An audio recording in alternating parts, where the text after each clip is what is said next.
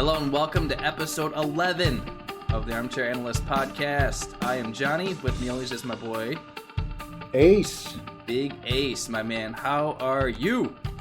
I kind of jumped into that fast. I'm good. How are you doing? Not too bad. You know, I mean, it's 72 out, and you'll be surprised at what that does for, you know, the It's whole gorgeous. the quarantine mindset. I'm in a whole lot better mood. Windows down, music up. It was nice just being able to drive home from work and just enjoy the weather a little bit. So we're gonna wrap this up quick. So not too quick, but I want to get outside and enjoy this. I heard the heat kills off all viruses too, so it might be good for you to get some fresh air. You know, Vitamin D. Hashtag load up. Oh yes, perfect. Oh my gosh. All right. Too excited. All right. So backtracking a little bit. If you haven't already, please feel free to follow us on Twitter at AA Podcast. I'm going to sound like a broken record, guys, but we're going to keep doing it. We love all the support we've seen so far. Love to get a little bit more. Apple Podcasts, Spotify, Google Podcasts, Stitcher, iHeartRadio, TuneIn, and Alexa apps. Maybe we'll put it on Pandora, but who this is on Pandora? I don't think anybody really does. So with that being said, Mr. Ace, I think we could all use a nice personal COVID-19 update. Absolutely. So one good positive that's kind of come out of this is I've been able to work on some house projects. Number one, I got my roommate and his dad that are helping finish up the basement, sheetrocking and whatnot. I've helped a little bit when I can. Holding a tape but measure, I'm also drawing lines. yeah, doing all those remedial, all the remedial. Paying for supplies, the usual. Oh, exactly. Can you hold this while I cut this, please? You know, all that. I'm kidding.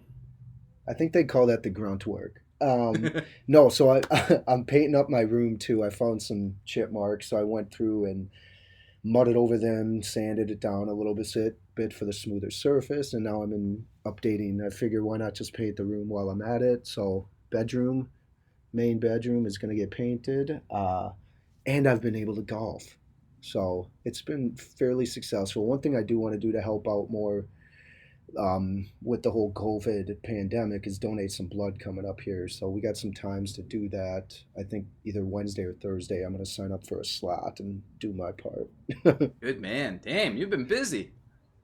Yeah, I don't know why, but apparently a pandemic had to kick my in gear. So. Well, I mean, I guess it's kind of a silver lining would be it gives you time to do things that, I mean, you wouldn't normally do, right? So for me, I mean, mine is really boring and very, very adultish, but I got all my finances in order. I paid a lot of bills, like a month or plus out if I could. It's really pretty boring. Been shopping, trying to find a nice used bike. Want to drop like $400 or $500 on a nice bike, just because when I lived in Milwaukee, mine got stolen, and I haven't actually owned one. I've just been renting and or stealing them. So, yeah, not great. So, been looking for a new bike. Dump some money in the stock market for better or for worse, because there's nothing to bet on. So, why not bet on our good old American economy? Yeah. that now it's more like I get excited and I get sad depending on the day. So I'm just gonna kind of not look at it and see what happens. But you mentioned something you wanted to bring up, I think. Oh, you want me to bring my shameful stuff in? Yeah, that's fine. Come on, I can't let you leave without that. So I embraced my inner teen, and I literally played a video game for almost 2 straight days. Mountain Blade Bannerlord came out, and I have been playing the shit out of it. And I have no regrets. It is a really fun game. Medieval warfare. I mean, I'm taking out armies and emperors, and executing soldiers and stuff. It's fun, man. Is it what period? Medieval times. Okay. Yeah. Oh wow. So we're talking AD almost, or? Oh man, you gotta learn your eras. Maybe we should segue into sports, something that we both know a little bit more about. No, you don't want to get off topic in a game. I have nothing to comment about. I don't know. It's been pretty fun. No, it's been, since the weather's turning, I think that's definitely a positive thing to take from it too. Can you imagine if we had this quarantine in the middle of winter in the Midwest?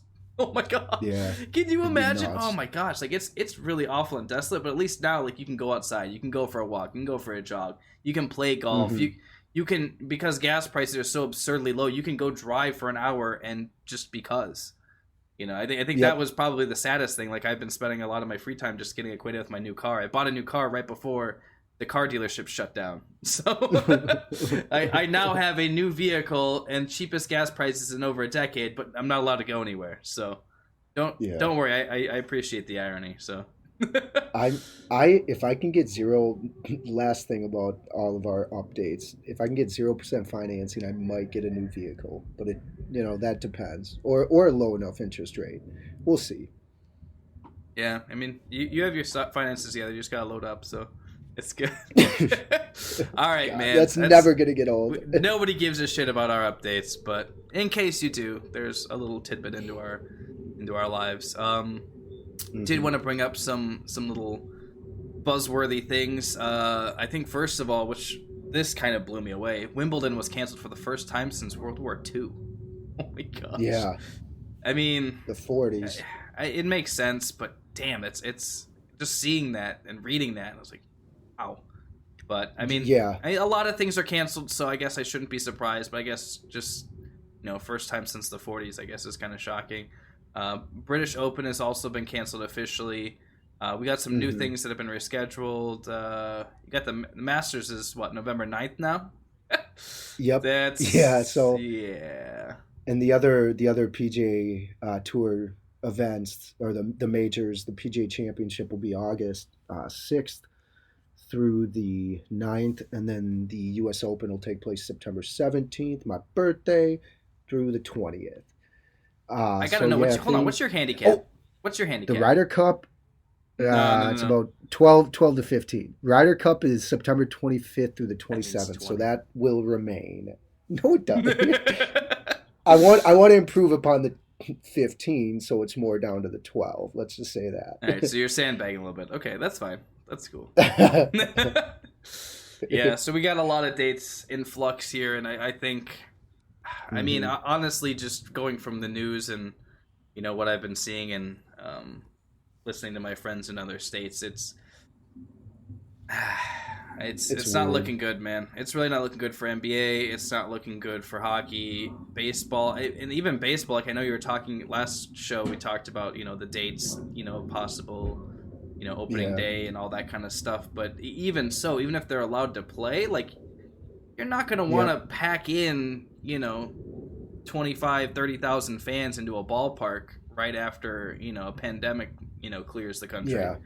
So and that's the hot new thing, is that they're likely going to put the players in Phoenix, perhaps maybe another area, Florida, just given the fact that they all have spring training there, and basically have a shortened season, I think would be the plan. So it's better than nothing, but that's still It might start in May if they can get logistic stuff figured out. But I mean, you're asking players to literally go play baseball and then go back to their rooms, or still probably not be able to work out as a full team. Might keep them out of trouble for a year, no fans.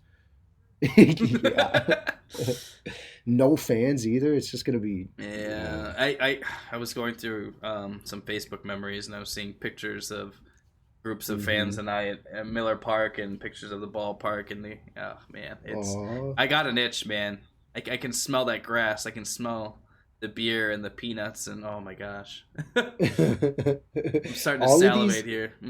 If any of these if any of these teams or leagues come back up to play, like the basketball and hockey, since they're already underway, they're gonna be in front of no fans like the rest of the season. We're talking even the Stanley Cup and the championship game for both, probably. Which I mean, regular season, I mean, whatever, but playoffs, I mean, that's got to be a huge. Yes. It's got to screw with you mentally, because I mean, I remember that's what they initially were talking about early March. They were like, okay, well, we'll still have the Big Ten championship and all the other championships, but in front of no fans. So I was like, it's better than nothing, but like for a big game that could propel you into a really good seed in the NCAA tournament, or even just to get into the tournament, a good showing in the conference championships, like, without having home, like, I know there's no real advantage, especially in the tournament, obviously, but like, dude, like, if you don't have a crowd into it or any noise, like, I know a lot of people try to distract the free throw shooter by,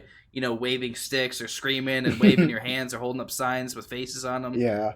But like, if there's nothing, I think that would mess with me more. You know, like They're competitors, though. But think about it. They're competitors. They practice all the time in front of nobody. So I understand that, but you don't have this. I'm just saying, like, how are you supposed to relate the pressure of the in-game situation if there's no one there to remind you of that fact? Otherwise, it just feels like a pickup game, right? Like, you got Duke versus NC, and there's no one there cheering at all. Like, I don't know. That would just make me uncomfortable, I think.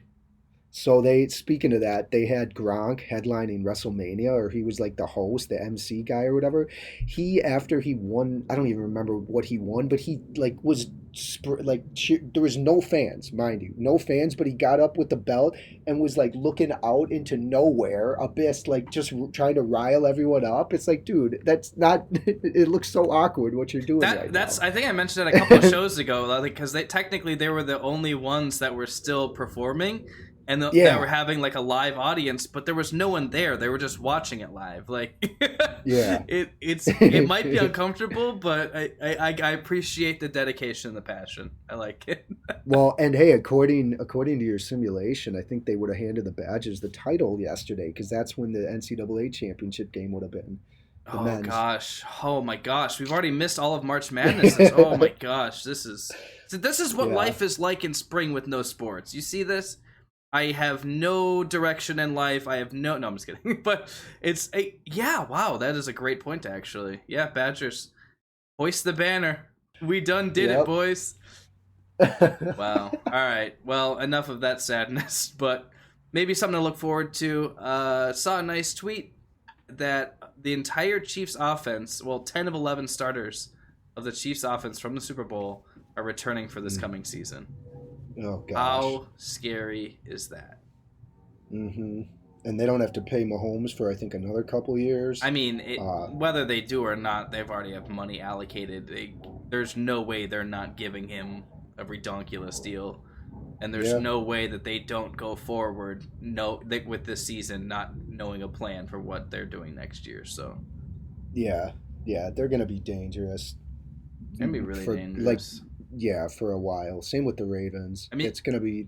Well, and that's kind of what I wanted to talk about. I mean, you got Tim Bradley out of the AFC, Mahomes and his offense returning, Andy Reid's not going anywhere. The defense isn't going to take too much of a hit. They'll keep bumping up good performances. So I know that we kind of jested about this before the Super Bowl and maybe even a little bit after, but who is going to stop them? Is this like the start of their dynasty right now? Yeah, and honestly, you caught me off guard when you said Tim Bradley. I'm like, wait, Tim? It took forever. I'm like, is he doing the... Yes, they definitely have a dynasty, though. Sorry, let's not speak too fast. I think because with injuries, you never know. Let's get through this season, and, then we can talk. Dude, he broke his patella. He shattered his kneecap, and he still came back. After the Matt Moore-led Chiefs did not so terrible. Yeah, but do it twice. Do it. My point is try to finish the season out. Yeah, I mean, that's the thing, too. It's like typically when you have, a Super Bowl team, that it just starts to get dismantled almost immediately. Whether it be... Well, I mean, it's not just players either. You got to remember the people that coached up the players. The infrastructure, whether it be front office, whether it be the coaching staff, or, like I said, the players themselves. Well, all of those pieces matter. And Brady sacrificed some of his contract to appear in more Uggs ads. So, Mahomes, if he wants to do the same, I'm just saying he could take that less of a contract and get more sponsor deals. Because, he could have that for life since he's already won one Super Bowl. So. Yeah, but that's the thing, too. It's like, is Brady the anomaly? Because, like I've talked about, I don't know. I mean, as much as I appreciate the salary cap, again, they bumped it up like another year in a row, and considerably so. Like, does it matter now? Because, all these deals just keep going up and up. That more money keeps going up and up, and the cap keeps bumping up and up. So, like, does it really matter? Like, yeah, it's hard. I still think it does because, like, you're talking almost a fourth to maybe a third. Well, maybe not a third, but at least a fourth of the entire team's cap. Yeah, but they know how the people in the front office know how to structure the contract so that it's not detrimental to the team like let's say if cap is tight, then you're gonna backload it. So I mean, year one, he technically, but they can always put in bonuses and stuff, and and the nice thing that they've been doing now is kind of maybe not for holding players accountable, but just maybe another insurance policy, I guess, is just doing performance-based incentives. Yes. The first time I heard point. about it was probably like 6 or 7 years ago when Crosby had just an abysmal year, and it's like, all right, this next year we're gonna resign you for 1 year. It's gonna be a prove-it deal, and then if you make this percent, you'll make this much more. If you make this percent, you make this much more, et cetera, et cetera. If you make this many from 50 plus, this many, they have all of these different different hierarchies where you can make different amounts based on how you perform in the season. So I don't know, man. I understand, like, it's a huge deal, but like I don't see anyone else doing what Tim Bradley did. Sorry, I'll actually say his name now. Tom Brady. I don't see anyone else doing that, and I've not even heard like word of it, because I know people, the Homer fans in whatever thread or whatever media outlet you find. Oh, well, he can just take a smaller deal, and then they can sign a top receiver. Well, I mean, sure.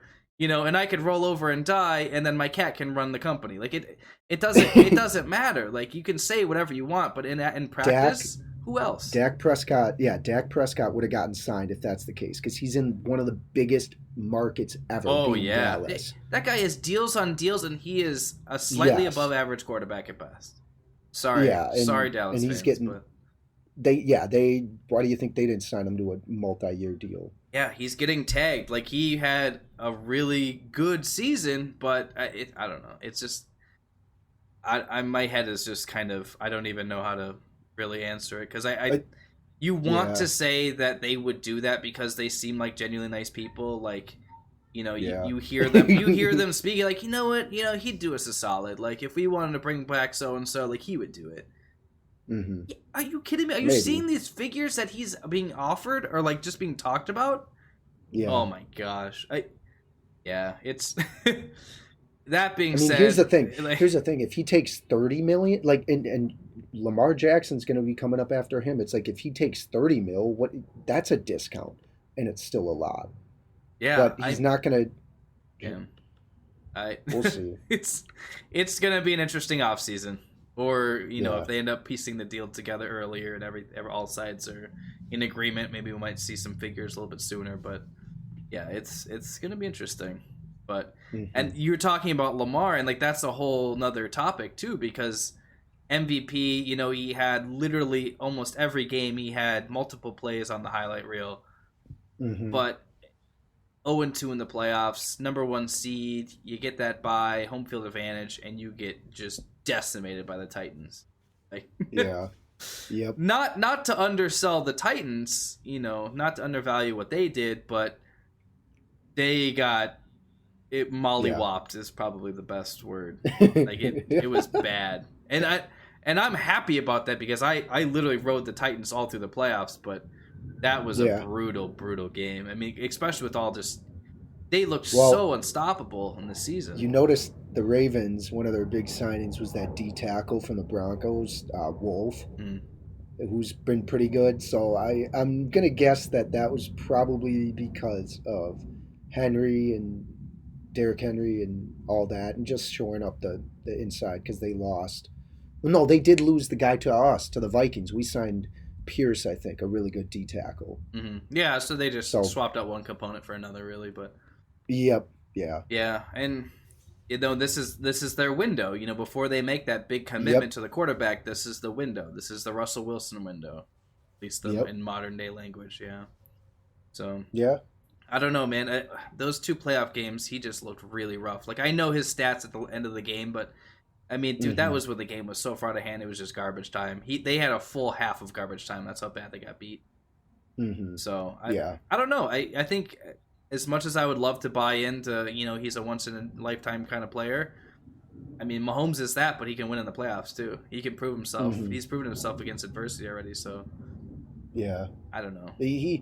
I was, not to nerd out, I happened to be watching Dan Marino tape over the weekend, like just highlights. I don't know how I landed on it, but fell down that rabbit hole. And Mahomes is about as accurate, and just how effortless it looks when the ball comes out of their hands. It's insane.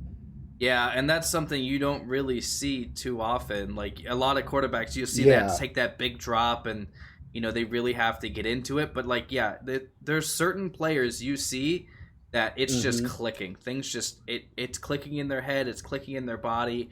They got it, Yeah. and I. And that's why I think all of Kuiper's stuff, like he can talk and talk and talk. They bashed Jackson so much. Yeah. And Mahomes, like, yeah, it was a weak quarterback class, so he was definitely one of the top picks, but like no one was gonna say anything close to what he's been able to do. So it's like you get an idea of what the players are like, but you'll never know. Like Yeah. the No. stuff that both of those quarterbacks can do, you literally can't even. I used to say that about Rodgers. Now I'm saying about these guys. Like you have to watch it over and over again just to comprehend what's going on. Honestly. All Yeah. right. Absolutely. I think we've beat that horse a little bit. Well, it's a good segue though. Oh yeah, for sure. NFL draft, 100% virtual / in studio. Players are gonna be Hmm. at their houses. I'm assuming they're gonna. Were they using Zoom? What are we doing now? It's the Skype go to meeting. Whoever has the least security issues at the time. Apparently, Zoom is easy to hack into. Yeah, that's why I alluded to the security issues. So, Yeah. um, We'll yeah. So see. it's I. I mean, honestly, I kind of make a big deal, not a big deal, but I make a point to at least watch some of the draft. At least all of the first day and most of the second day. At Hmm. absolute minimum, I got a ticker going, but I don't know. I It's like watching at least the first 16 picks or so. So first day is kind of interesting. it's nice because then you get a sense of how teams are feeling and the confidence of the team. If the Hmm. Vikings are loading up with 5 first round picks, you know that they're putting all their Yeah. chips in one basket. So, Yeah. um, but no, this will be different, and I know that they've tried to make it this huge 3 day production, where they keep moving it to different cities, and it seems to be Oh, doing pretty geez. damn well. So I mean, not being able to actually have it in Vegas, I think is a sign maybe of things to come. Hopefully not, but I mean, Hmm. I don't think the NFL really cares. I mean, it's it's the draft. It's Well, they'll likely get it next year, 2021, yeah, most likely yeah, Vegas. because I think because there's Chicago 2 years, Philly 2 years, so I believe that was the pattern. Oh, So yeah. I'm pretty sure that's how it went down. So Hmm. little more NFL news. I know we've talked about this a couple times, so I thought it was relevant. An update to the Rams logo fiasco. The COO read mean tweets for charity relief, for COVID-19 relief. He raised $3.8 million Oh, just by wow. reading mean tweets about fans bashing the logo in every way, shape, and form. And it's, you know, I don't know how many thousands of them there were. I mean, he's Hmm. a good sport. Good for him. Money went to a good cause. But, dude, you read all of this and you were praising the fans for their passion, Yep. and you're still going to go along with the logo change? Are you kidding me? Like, what? It's If sad. you get that kind of backlash, come on, man. Like, what? Just look at a version of that next to the Chargers logo side by side and then talk to us. Well, and there's It's also, I can't ridiculous. remember the name of the school, but there's a school that literally has a logo that looks very, very similar Yeah. to what they've done. Yeah. The best part Oh, is that the geez. fans who are even remotely talented in graphic design are posting much, much better adaptations of the new logo than what the Yeah. professionals at the Rams front office have put out. So it's pretty brutal. I'm glad that he was able to kind of steer into the skid, but to not even acknowledge, the content of the complaints and just kind of like, nah, we're gonna go with it anyway. I don't know. That Yeah. seems a little asinine, but It looks like the school is Angelo State there you go. University. Yep, that Oh, wow. That does look it's like a bad. copy. It's bad, man. Like, it, Oh, it feels like when you're in college and you're like, oh god, this assignment's due, and you're walking to class and you just pull up whatever you can plagiarize, and you're like, okay, here. yes.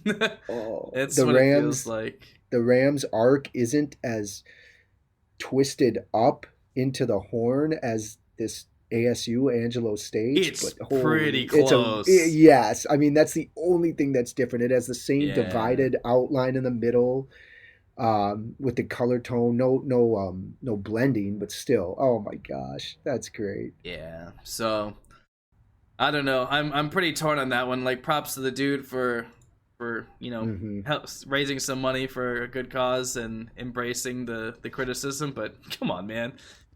This isn't super topical, but like, I don't know if you were into Sonic when you were a kid, but when they released the initial images of what Sonic the Hedgehog would look like for the live action movie, everyone freaked out, and they're like, dude, that is creepy. You change that right now. They actually ended up changing it. They delayed everything, and they totally redid it. It was actually very well received. I mean, it's just a logo. It's not an entire production. Like, maybe you already have some jerseys. Well, they're going to go to Africa probably. It's fine. They're just going to get dumpstered for not use. Or maybe it could be, like a meme for people to wear. I don't know. I don't know. I was just hoping that maybe there might be some other context in there. Like, well, we see that fans aren't really liking this. It's been a rough year for Rams fans after that Super Bowl loss. Like, top offense in the NFL, and then you drop 3 points in the big game. Okay. All right. And after the whole Saints pass interference drama. Oh, good point. Yeah. No, I didn't think I'd ever hear the end of the Saints fans. Well, we would have put up more than a field goal. Well. But here's the thing, though. They ain't going away because it's been announced that both them and the Chargers are going to be on Hard Knocks, so we get to see all of this, so much more. Yeah, so I'm hoping the players will even start trolling about it, because it'll be kind of bad. Well, that's even if we even get really that kind of interaction in the off season still for OTAs and mini camps. Who knows?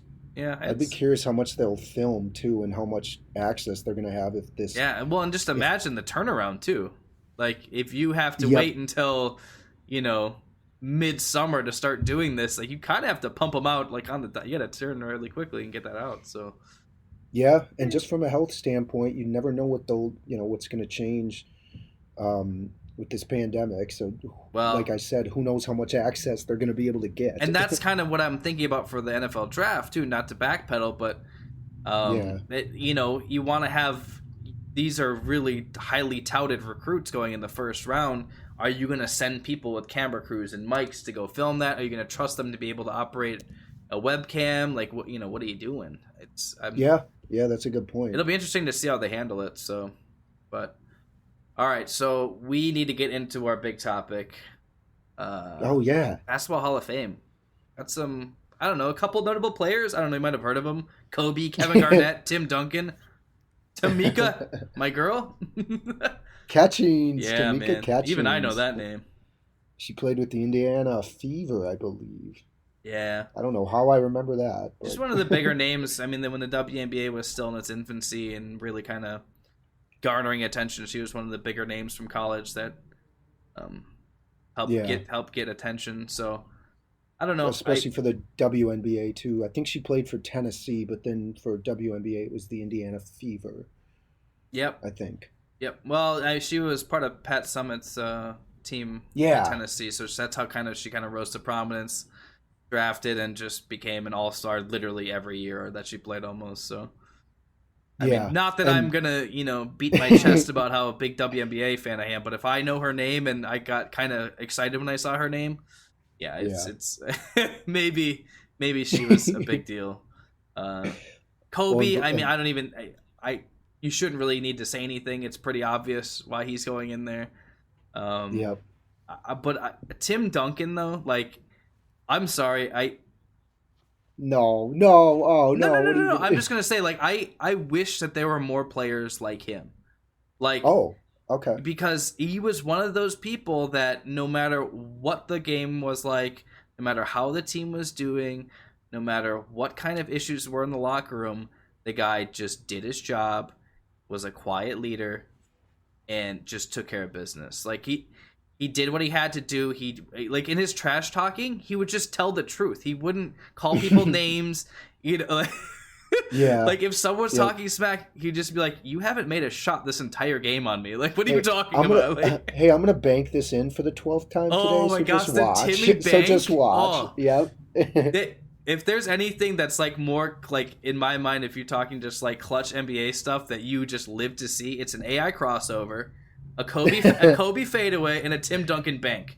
Like those are my three things. Like if you mention it growing up in my life, the three most iconic shots or moves, those are the three probably. Hey, KG had a pretty sweet turnaround, by the way. He used to arc that puppy so high, and it just, boop, nothing but net. Yeah, the problem is he spent so much time in Minnesota, no one really knew who he was. So.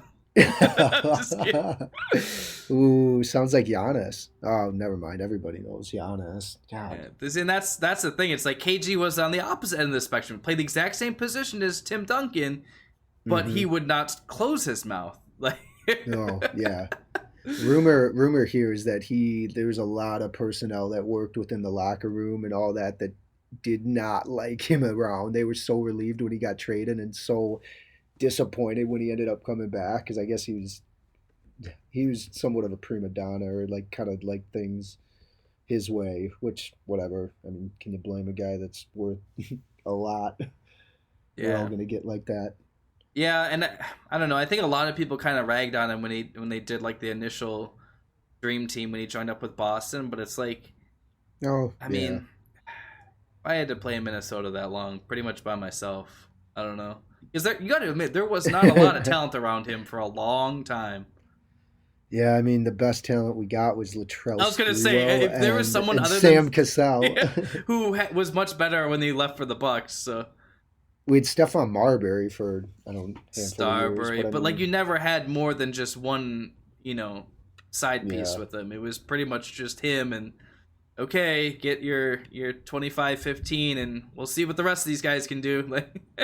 And I'm pretty sure I mentioned this on a prior show, but he came out and called our owner an MFer today, KG.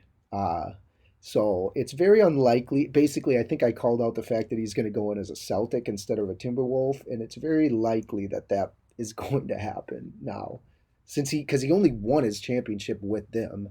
So I mean, yeah, you should read this article I posted.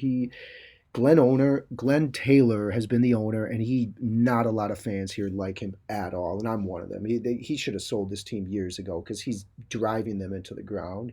But the deal was, apparently behind the scenes, Flip Saunders and KG were going to be part ownership, and Glenn Taylor was going to sell the team to them. Well, after Flip Saunders passed away, apparently KG, as he says it, Glenn Taylor turned into a snake and rescinded that whole deal. With some expletives in this quote. Oh, I'm sure. I'm sure there was plenty. Wow. So...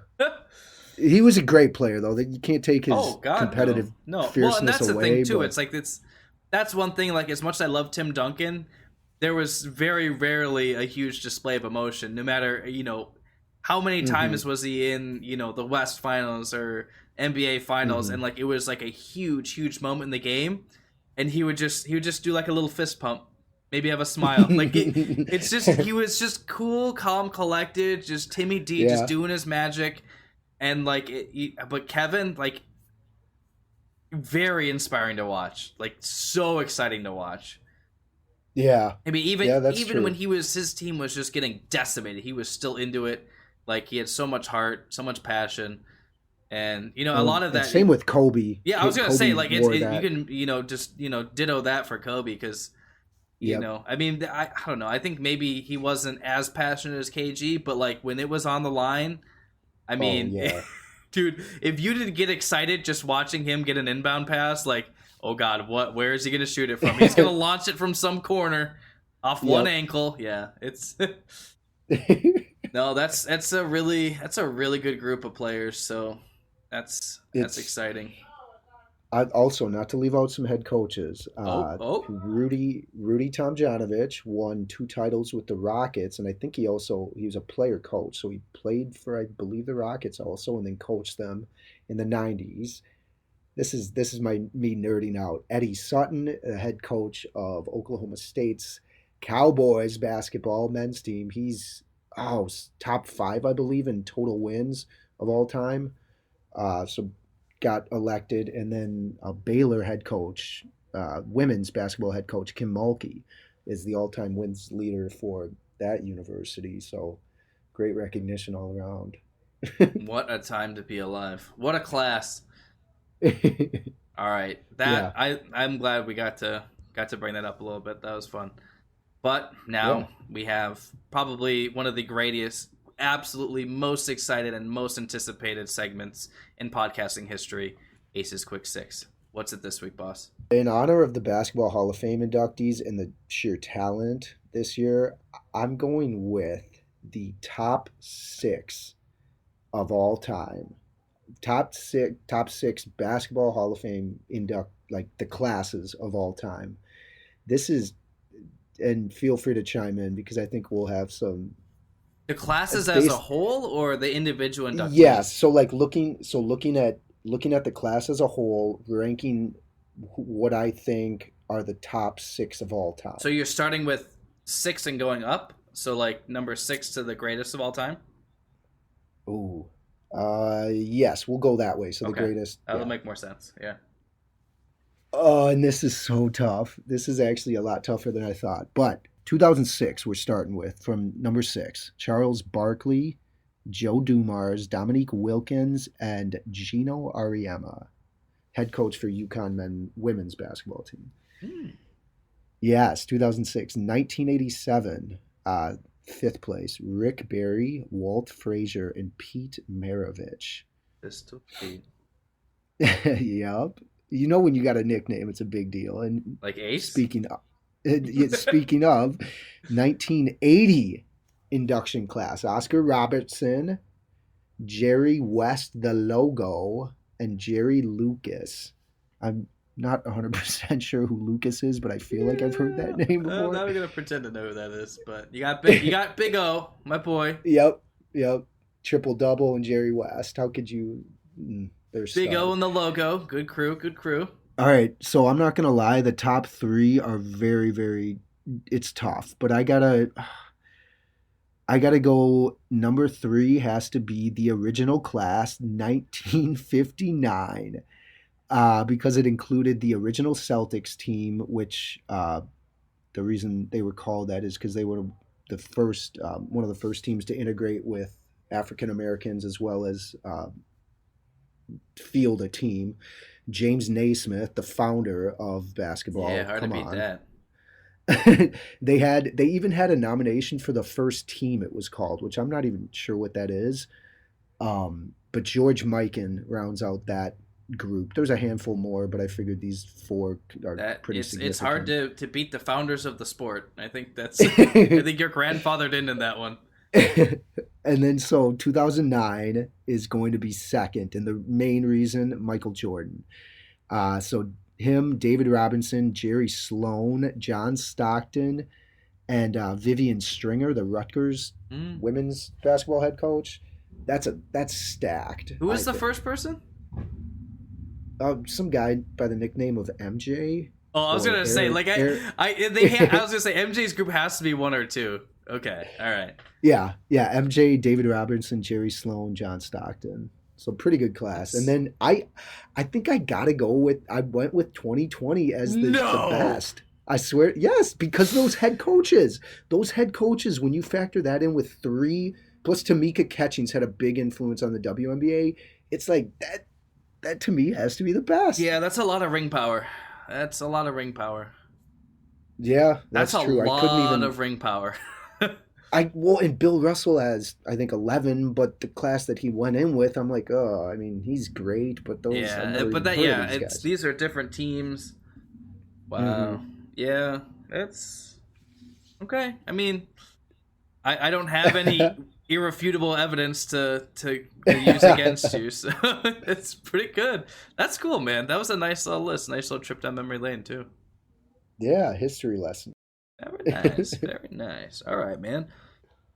Well, I think that's pretty much everything we got. I got to go outside before it starts raining and enjoying this beautiful weather. I hope you guys will too. It's a beautiful spring. We made it through maybe a fourth the quarantine, maybe a third if I'm being optimistic, but we'll be Hmm. here for as long as it lasts and long after too. So feel free to follow us on Twitter at AA Podcasts if you're not already. And feel free to listen, share, subscribe, whatever you feel like you need to do to share and enjoy it. The content, Apple Podcasts, Spotify, Google Podcasts, Stitcher, iHeartRadio, and the TuneIn Alexa app. Do not care how you listen as long as you do. Also, we're on YouTube. Please don't forget. Please check us out on our channel. And you got anything else for us? No. Get your butt outside and enjoy this weather. Sir, yes, sir. I'm Johnny. That's Ace. And we are out. Later.